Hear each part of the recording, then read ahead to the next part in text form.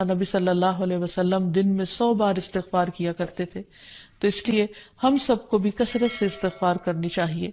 استغفار بیماریوں کا علاج بھی ہے اور اللہ کے عذاب سے بچانے والا بھی، اللہ سبحانہ وتعالیٰ کی رحمت پانے کا ذریعہ ہے، اور پھر بارش کے نزول کا ذریعہ بھی ہے، زراعت میں برکت کا ذریعہ، کبیرہ اور صغیرہ گناہوں سے معافی کا ذریعہ، اچھا اعمال نامہ پانے کا ذریعہ، یعنی قیامت کے دن انسان کو جن کی بخشش ہوگی ان کو خوشخبری دی جائے گی اور ان کا نامہ اعمال جو ہے وہ بہترین نامہ اعمال ہوگا۔ پھر جنت میں درجات کی بلندی استغفار کی وجہ سے ہوگی۔ تو اس لیے ضروری ہے کہ ہم اٹھتے بیٹھتے اپنے گناہوں کی معافی مانگتے رہیں، اور استغفار کے لیے انسان اپنی زبان میں بھی اللہ تعالیٰ سے بخشش مانگ سکتا ہے، لیکن بہتر یہ ہے کہ اگر انسان قرآنی دعاؤں اور مسنون دعاؤں کا سہارا لے اور ان کو سیکھ بھی لے، کیونکہ یہ ہم سب کی ضرورت ہے۔ سورۃ نوح میں اللہ سبحانہ و تعالیٰ فرماتے ہیں، حضرت نوح علیہ السلام نے اپنی قوم کو استغفار کرنے کو کہا، اور کیا کہا؟ فَقُلْتُ اسْتَغْفِرُوا رَبَّكُمْ، میں نے اپنی قوم سے کہا کہ اپنے رب سے استغفار کرو، اپنے رب سے معافی مانگو۔ تو نتیجہ کیا ہوگا؟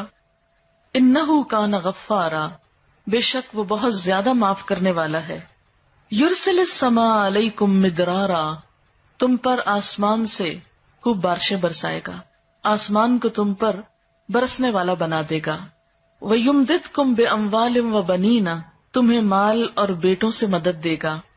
وَيَجْعَلْ لَكُمْ جَنَّاتٍ، تمہارے لیے باغات بنائے گا۔ وَيَجْعَلْ لَكُمْ أَنْهَارًا، اور تمہارے لیے نہریں جاری کر دے گا۔ آپ دیکھیں کہ ایک انسان کی خواہش کیا ہوتی ہے کہ اس کو کیا کچھ ملے، یعنی رہنے کا مقام اور حالات جو ہیں وہ پرسکون ہو، پھر اس کے بعد یہ کہ مال ہوں، بیٹے ہوں، باغ ہوں، اور زندگی کی اور آرائشیں اور نعمتیں ہوں۔ یہ ساری چیزیں کہاں سے ملتی ہیں، کیسے ملتی ہیں؟ استغفار سے ملتی ہیں۔ عام طور پر لوگ پریشان ہوتے ہیں، دکھی ہوتے ہیں۔ مثلا ایک شخص ایک بزرگ کی محفل میں آیا اور اس نے کہا کہ میرے حالات بہت تنگ ہیں، مجھے بہت پریشانی ہے، میرا رزق بہت تنگ ہے، تو آپ مجھے کوئی وظیفہ بتائیے۔ تو انہوں نے اس کو کہا کہ کثرت سے استغفار پڑھو۔ دوسرا آیا، اس نے کہا بچوں کی شادی نہیں ہوتی، تو آپ نے اس کو بھی کیا بتایا کہ کثرت سے استغفار کرو۔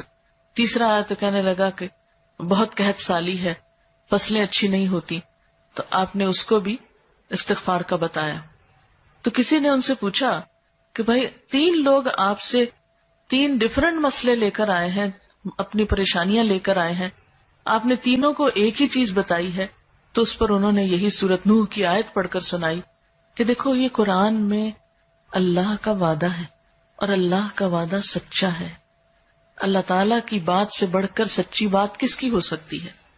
ہمارے پڑھنے میں کمی کوتاہی ہو سکتی ہے، لیکن اللہ کی بات میں کوئی شک نہیں۔ ذالک الکتاب لا ریب فیہ، یہ وہ کتاب ہے جس میں کوئی شک نہیں۔ لیکن یہ ہے کہ بعض اوقات ہم خود پڑھنے میں کوتاہی کر دیتے ہیں، تو جن کا رشتہ نہ ہو رہا ہو وہ بھی، جن کا ہو چکا ہو اور شادی کے پرابلمز ہو وہ بھی، جن کا ہو چکا اور پھر بچے نہ ہو وہ بھی، ان سب کے لیے ایک ہی وظیفہ ہے، اور وہ کیا ہے؟ استغفار کا۔ پھر اسی طرح ایک اور جگہ پر ایک اور پیغمبر نے اپنے لوگوں سے کہا وَاسْتَغْفِرُوا رَبَّكُمْ ثُمَّ تُوبُوا إِلَيْهِ إِنَّ رَبِّي رَحِيمٌ وَدُودٌ، اپنے رب سے معافی مانگو اور اس کی طرف پلٹ آؤ، بے شک میرا رب رحیم ہے اور اپنی مخلوق سے بہت محبت رکھتا ہے۔ یعنی جب کسی بندے پر کوئی تکلیف آتی ہے تو ایسا نہیں کہ اللہ تعالیٰ اس پر خوش ہوتے ہیں اور جان بوجھ کے ستانا چاہتے ہیں بندوں کو۔ اللہ تو بندوں کے حق میں بہت مہربان ہے۔ پھر سوال یہ پیدا ہوتا ہے کہ تکلیف آتی کیوں؟ اگر وہ ہم سے محبت کرتا ہے اور وہ بہت مہربان ہے، تو بات یہ ہے کہ کچھ چیزیں ہم اچھے حالات میں سیکھتے ہیں اور کچھ چیزیں ہم ہارڈ شپ سے سیکھتے ہیں۔ کچھ نعمتوں کی قدر ہم اچھے طریقے سے ویسے ہی کر لیتے ہیں، اور کچھ چیزوں کی قدر ہمیں اس وقت آتی ہے جب کوئی مشکل پیش آتی ہے۔ آپ دیکھیے کہ اس کی مثال یوں ہی ہے کہ جیسے کچھ کھانے آپ کچے ہی کھا لیتے ہیں، جیسے فروٹس وغیرہ ہیں، آپ کو پکانے کی ضرورت نہیں ہوتی، لیکن کچھ کھانے آپ کو پکا کر کھانے ہوتے ہیں۔ اسی طرح زندگی میں کچھ حالات ایسے ہوتے ہیں کہ جن میں آپ آرام سے سیکھ جاتے ہیں، یا کچھ باتیں آپ کو بغیر کسی مشکل کے سمجھ میں آ جاتی ہیں، لیکن کچھ باتیں آپ کو مشکل آنے پر سمجھ آتی ہیں.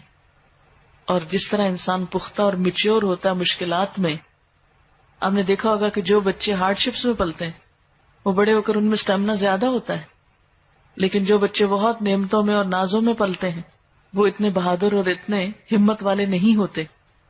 اس لیے دھوپ اور چھاؤں، غم اور خوشی، دونوں اس کائنات کا حسن ہے. دن اور رات ایک بہت بڑی نشانی ہے ہمارے لیے. تو اس لیے جب تکلیف آتی ہے تو اس موقع پر انسان اللہ کی طرف زیادہ رجوع کرتا ہے، اللہ کو زیادہ یاد کرتا ہے، زیادہ ذکر کرتا ہے، اور اس طرح انسان کے گناہ دنیا میں ہی معاف ہونے لگتے ہیں. ایک اور جگہ پر آتا ہے وَأَنِ اسْتَغْفِرُوا رَبَّكُمْ ثُمَّ تُوبُوا إِلَيْهِ يُمَتِّعْكُمْ مَتَاعًا حَسَنًا، اور یہ کہ تم اپنے رب سے معافی چاہو اور اس کی طرف پلٹ آؤ تو وہ تم کو اچھا سامان زندگی دے گا. یعنی دنیا کی اچھی نعمتیں کس سے ملیں گی؟ استغفار سے.